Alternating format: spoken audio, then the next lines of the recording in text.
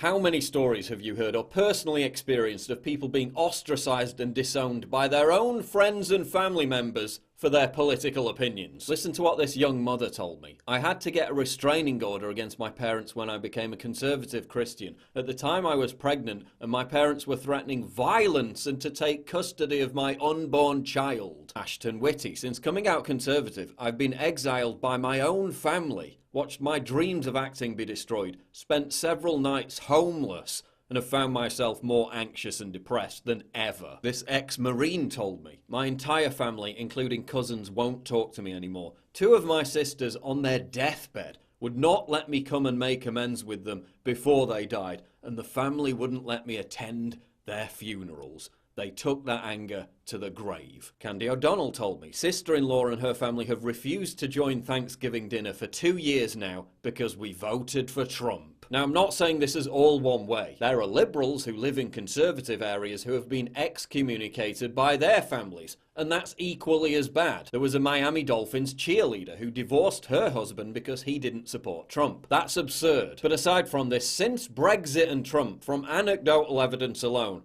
it seems like it's pretty much a one-way street. My brother has disowned my whole family because we didn't vote for Hillary. He moved and no one has spoken to him in 2 years. I have one brother. I was disinvited from his SJW daughter's wedding at her request. Fired from public university position, losing my marriage, shunned by friends and so-called fellow travelers in various social circles and networks. And this was a woman who voted for Obama twice before she voted for Trump. This is a grandma whose own daughter disowned and blocked her for supporting Trump. Presently, although I am allowed to send my grandchildren gifts and cards, I am not allowed to talk to them or be a part of their lives. I am held at arm's length and can only pray her views will mellow or change. Breaks my heart. A young mother sent me this. My family no longer wish to speak to me as I research my own news and not just listen to what the MSM wants me to think. I research the facts for myself. Due to this, my whole family will no longer speak to me. The worst thing about this is they will now no longer talk to my daughter,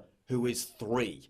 She has no knowledge or understanding of politics, so why they use my own views against her is ridiculous. I've encouraged them to have contact with her, to which they refuse. It's a sad, sad story. And you know who's mostly to blame for all this? Yeah, you guessed it, the media. The same media that constantly smears conservatives as hateful and divisive, while promulgating endless hate and division. Harper's Bazaar. If you're married to a Trump supporter, divorce them. Time magazine. Break up with that Trump supporter. GQ. It's your civic duty to ruin Thanksgiving by bringing up Trump. These people are so vulgar, so perverse, so resentful. They're quite prepared to see families torn apart just so they can exact some kind of petty revenge, which doesn't even matter anyway. The last year plus has just been a media feeding frenzy of character assassinations, frivolous lawsuits and censorship aimed at conservatives. All because they were butthurt at losing a referendum, at losing an election. But not content with sabotaging people's reputation and careers,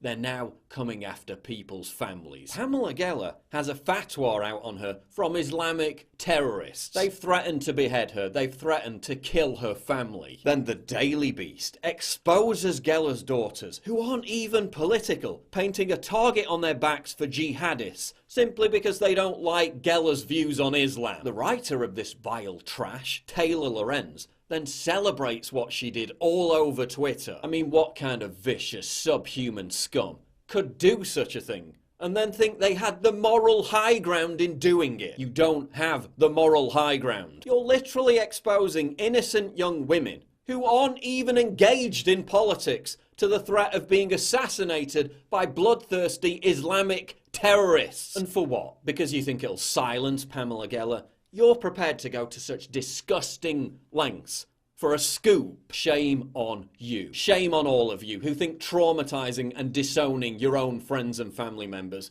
because they dare hold a different political opinion is somehow worth it for the greater good. There is no greater good.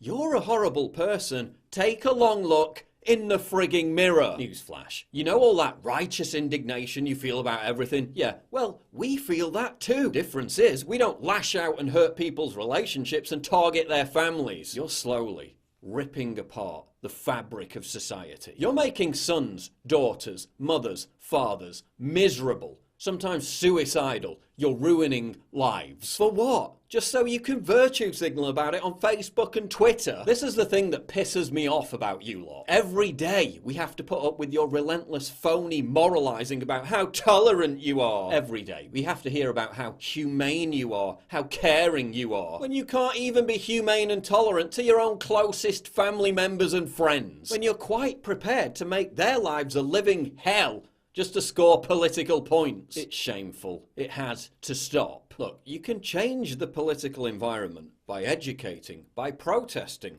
by voting. You can't change it by disowning your own children. I get messages every day from kids who are in school or college who are being bullied by their classmates, by their teachers, for their political opinions. They're telling me I'm their hero. No, you're my hero. You're my inspiration. You're the reason why I do this. I've been an outcast since the age of 12. I love what I do. All the hate, all the ostracization, all the lies about me, doesn't matter. I don't care. I'm never gonna stop. I'm never gonna shut up. But when they start coming for people's children, young women, who aren't even involved in politics, you know it's gone too far. I want you to do two things. Share in the comments below your own experiences of how you've been ostracized and disowned over your political opinions. And also comment on what we can do to fix what has become an intolerable strain on society. And to the left, listen. Everyone you know and love is going to die. We all return to dust. How in the hell does it benefit anyone to cause such grief, heartache and acrimony over political opinions? This has to stop. We cannot go on like this. Please click the big red button to subscribe. It really helps me when you do that. And click the bell to allow notifications so you never miss a new video.